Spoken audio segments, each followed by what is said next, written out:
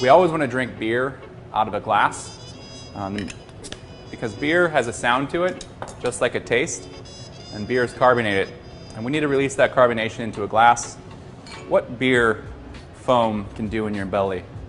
So when you go out, you might see a beer poured like this, where the server's only goal in the life is to not let any of that CO2 out of the beer. A couple things here. One, without that color foam, it's not really a beer. Two, I decided I'm going to order some nachos.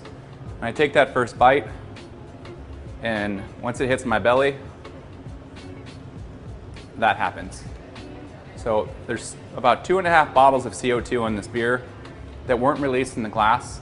That's 100% what's going on in my stomach if the beer's not poured properly. Now you think, wow, every time I have beer, I get really bloated. And that's what's going on. Or you can get a beer and you pour it down the side with vigor, and you're breaking that CO2 out. And granted, people say that looks like a lot of foam, but foam always turns into beer.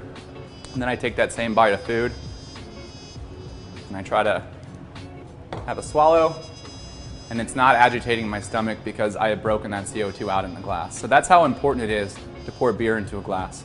In this foam is where we're going to taste the sweetness of the malt and the bitterness of the hops, but really it's going to protect the integrity of that aroma that's underneath the foam through each sip.